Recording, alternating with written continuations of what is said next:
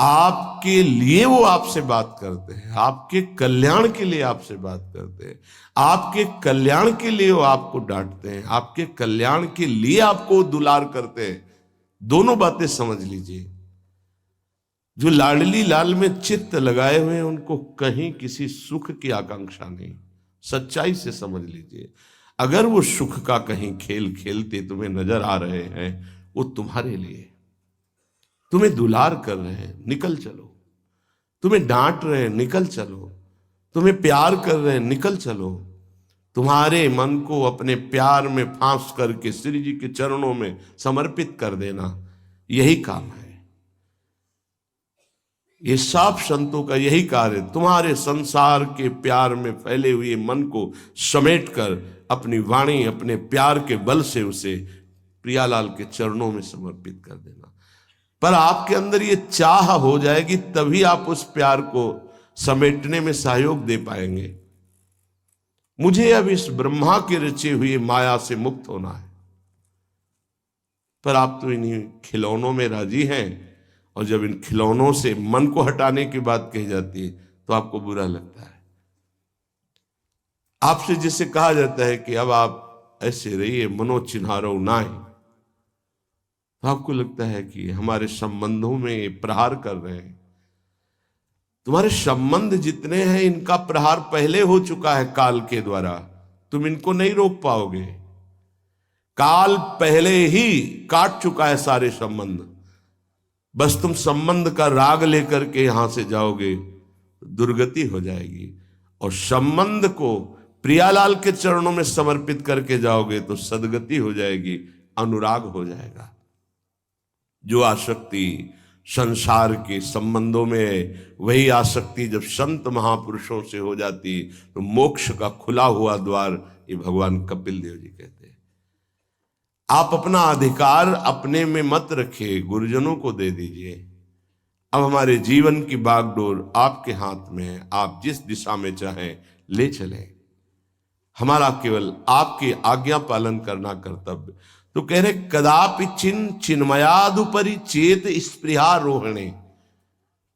यदि तुम्हें इस चेतन अचेतन जगत से मुक्त होने की इच्छा जागृत हो गई है तो पहला, स्नेह का संबंध किसी से मत रखिए।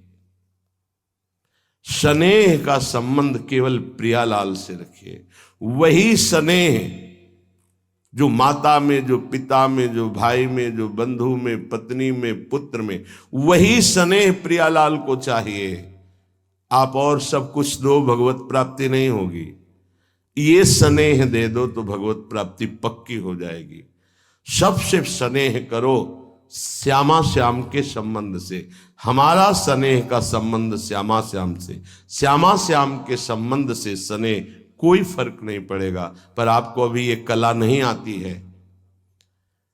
आप जब तक एक बार समस्त संबंधों के स्नेह को बटोर कर प्रियालाल के चरणों में समर्पित नहीं कर देते, तब तक आपको लगेगा, वाणी से बोलोगे कि सब भगवत भाव से ही, लेकिन पूरा राग यही है, ये हमारे अमुक है, हमारे अमुक है। इसलिए इस रहस्य को समझो, पहले हटो, फिर जब वो राग अनुराग में बदल जाता है तो फिर पूरे विश्व से प्यार करो, कोई फर्क नहीं पड़ेगा। सब जीवन सुख प्रीति रीति निवाहत आपनी, क्योंकि वो रीति जानता है। हमारी रीति श्यामा श्याम के संबंध से ही सबको मानना। एकांत की रति विधान करो, शब्दों को समझिए। एकांत की रति विधान करो, अर्थात हमारे हृदय देश में केवल इष्ट और गुरुदेव के सिवा किसी से प्रीति नहीं। पर बहुत इस बात से हम कमजोर हैं। कहीं न कहीं हम अपनी प्रीति, हमारा दोस्त है, हमारा मित्र है, हमारा रिश्ता है, हमारा संबंध है, तो श्री जी करुणा करके आपको लाई अपने संबंध पुष्ट करने के लिए। फिर भी आप अज्ञानवश उन्हीं संबंधों को पुष्ट करते हैं जिससे आपकी दुर्गति हो जाए। जो आपके, अरे एक हिरण के बच्चा के संबंध ने एक जन्म नष्ट कर दिया, फिर और किसकी बात करें। इसलिए एकांत की रति विधान करो। एकांत की आपकी रति हो चुकी है, इसका परिचय आपके सामने भारी विपत्ति आई, मन केवल श्री जी में, भारी संपत्ति सुख संपदा केवल श्री जी में मन, यह है एकांत की रति। अब उसको कोई विचलित नहीं कर सकता।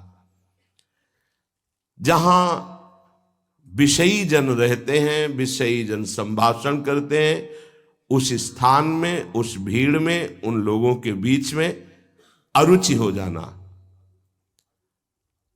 रतिम मदन मोहने विदधताम तदेकांतिकीम, एकांत की भक्ति, विरति, जन समुदाय, प्रपंच भाषण करने वाले, इनसे संबंध नहीं। ना संतु जनतापने प्रतिवसंतु वृंदावने,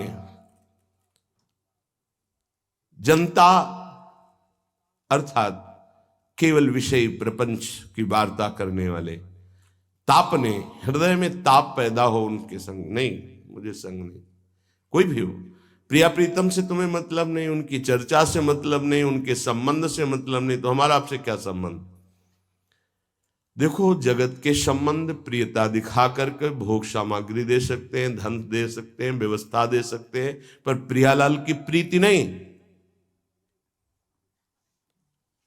पूज्य श्री रघुनाथ दास गोस्वामी जी जब अपने गृह का त्याग करके महाप्रभु चैतन्य देव की शरण में गए, तो 2-3 दिन जो महाप्रभु को भिक्षा आती थी उसी से महाप्रभु दे देते थे। उनको लगा कि नहीं, जीवन जब महाप्रभु को समर्पित है तो हमको जीने का ढंग सीखना चाहिए, कैसे हम विरक्त होकर के जिए। इतने में घर से भेजे हुए बहुत से सेवक, रुपया, सामग्री, रसोईया सब आ गया, क्योंकि बहुत बड़े धनी थे उनके पिताजी, और पिता के भाई दोनों के बीच में एक लाड़िले पुत्र थे पूज्य श्री रघुनाथ दास गोस्वामी, जिनकी समाधि राधा कुंड में विराजमान है। अब सुंदर सुंदर पकवान, भोग सामग्री घर के भेजे हुए रसोइये सब बनाते, प्रभु को भोग लगता, महाप्रभु चैतन्य देव को भी।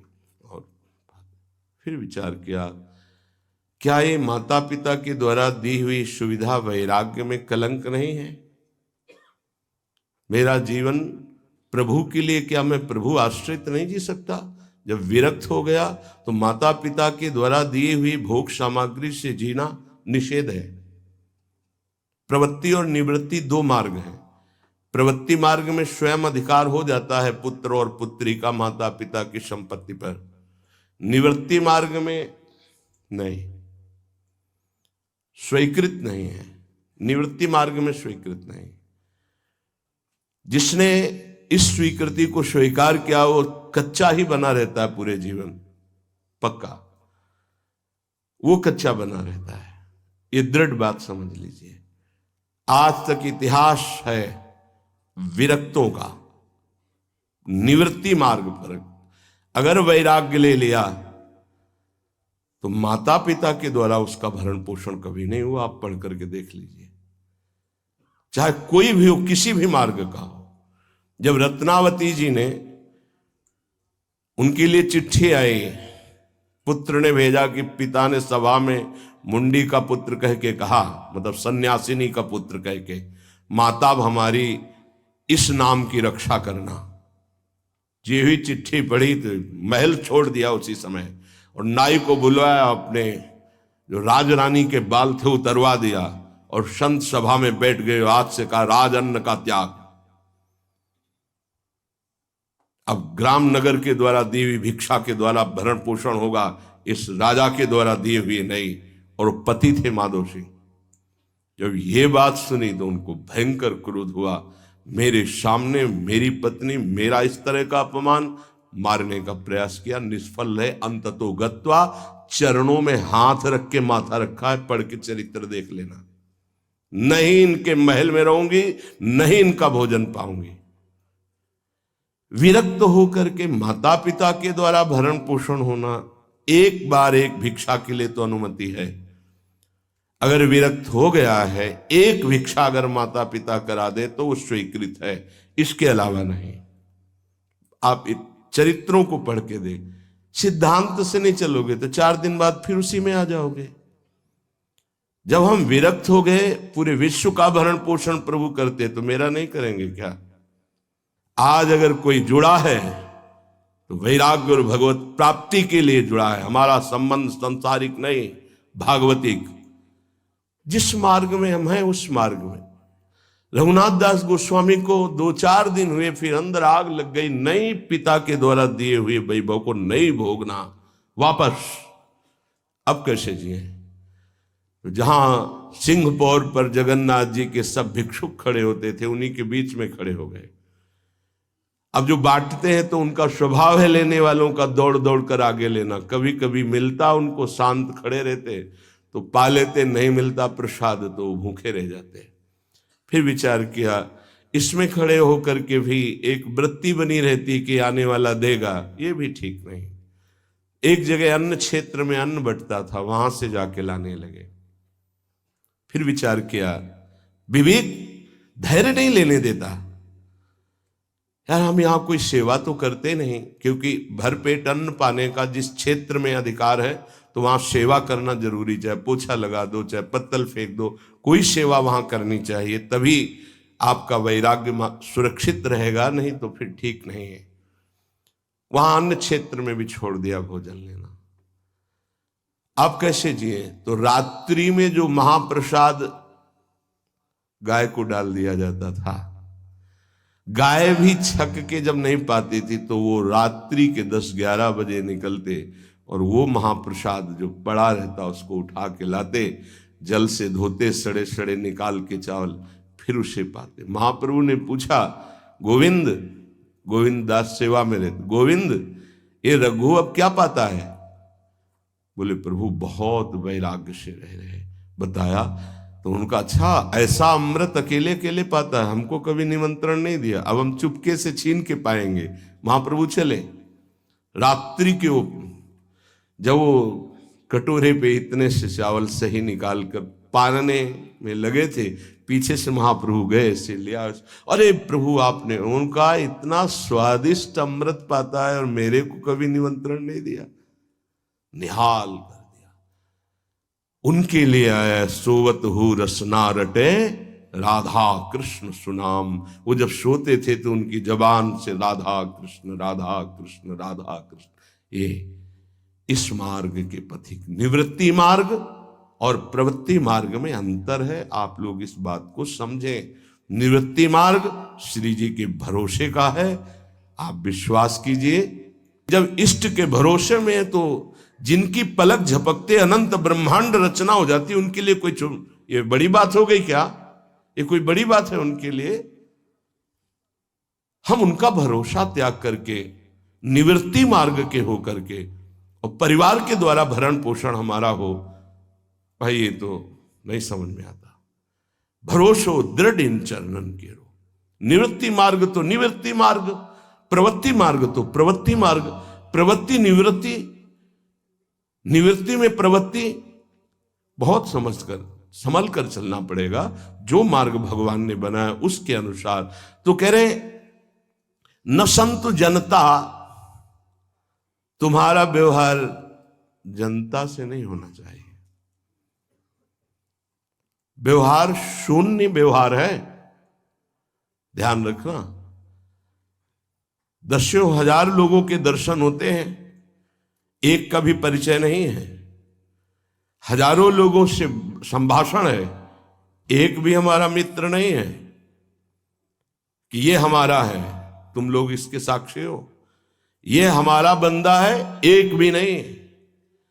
साफ श्री जी के हो, श्री जी से संबंध है, मैं सिर्फ एक नौकर हूं। श्री जी की बात आपको बता देता हूं, आपकी बात श्री जी को बता देता हूं। हमारे श्री जी, इसके सिवा कोई नहीं। एकांत की रति, जनता से संबंध रहित, श्री जी के संबंध से सब जीवन सो प्रीति। श्री वृंदावन में वह चिदानंद रस को प्राप्त होता है। यह है रहनी। वृंदावन इह विधि बसे, तज के सब अभिमान, तृणते नीचो आपको जाने सोई जान। ये समझ जाओ किस बात का आश्रय लिए हो। जिनको ब्रह्मांड रचने में सेकंड नहीं लगाए। वो हमारी प्रियाजू के अधीन है। हमको कुछ अपनी व्यवस्था के विषय में सोचना, मानो शरणागति के विषय में आपको अविश्वास, कलंक है ये बात। हे, बिल्कुल भरोसे पे हो जाओ, फिर सामने देखो क्या होता है। बिल्कुल भरोसे पे हो जाओ। गुरुजनों ने कभी भी अन्य आश्रय नहीं होने दिया, कभी भी अन्य जगह जगह बचाते। वो जानते हैं कि अन्य आश्रय, धन का आश्रय, वस्तु का आश्रय, व्यक्ति का आश्रय, ये तुमसे सच्ची बताते हैं, गुरुजनों की कुछ बातें बाद में समझ में आती, पहले समझ में नहीं आती। केवल श्री जी का भरोसा रखो, जिसने आज दिया है वही कल देगा। जब गुरु जी को कोई कहता कि कभी काम में आ जाएगी ये वस्तु, रख लो, तो बोले इसी को मिटाने के लिए बाबा जी हुए हैं। जब कभी काम में आनी होगी तो तुरंत श्री जी भेजेंगे, हम इसको पहले से क्यों रखें। ये हमें चाहिए कि केवल श्री जी का आश्रय लेकर वृंदावन वास हो। देखना कितना आनंदित रहोगे। फिर रोना आता है, तुम्हारे आंसू फिर निकलेंगे। जब आप एकांत में होंगे, आपका कोई नहीं होगा और आपकी परिस्थिति विपरीत होगी, तब जो शरणागति होती है वही भगवत प्राप्ति कराती है। जब तक विपरीत परिस्थिति नहीं आएगी तब तक शरणागति परिपक्व नहीं होगी। बात लिख लीजिए, चाहे वो द्रौपदी जी हो, चाहे गजराज गजेंद्र जी हो, चाहे कोई भी हो, जब ऐसी विपरीत परिस्थिति आए कि कोई भी सहयोगी नहीं रह गया, तब शुद्ध शरणागति और भगवत साक्षात्कार। उस दिन के लिए तैयार रहो और मांगो कि हमारी आसक्ति का नाश करने के लिए परिस्थिति ऐसी दे दो प्रभु कि सिर्फ आप पर दृष्टि हो, सिर्फ आप पर, ना कोई हमारा, ना हम किसी के, सिर्फ आप। मेरे तो गिरधर गोपाल, दूसरों न कोई। बात समझो, सत्संग की बात को समझो, परमार्थ की बात को समझो। तो जब कोई हमारे जीवन में प्रश्न आता तो जो नील चादर ओढ़े हुए विराजमान है, उनकी चादर की तरफ देखते, आकाश की तरफ, बाहर निकलकर आकाश की तरफ देखते। तत्काल उत्तर मिला है हमको, तत्काल भाग, यहां से भाग। झोला टांगा, रात्रि में भागे, जब भागे तब रात्रि में भागे। भागो भागो भागो, भागते भागते अब पायो परम विश्राम। अब वृंदावन, श्री वृंदावन विश्राम, सब सोहित निष्काम मत, श्री वृंदावन विश्राम।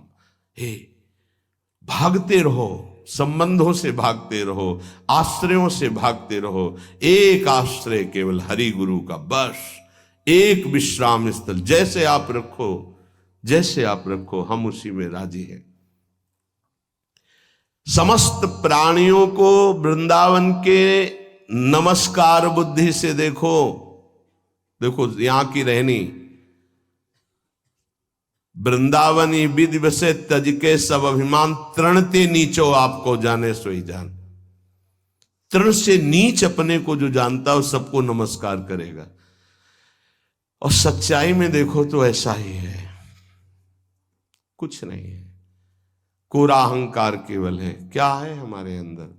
कुछ नहीं।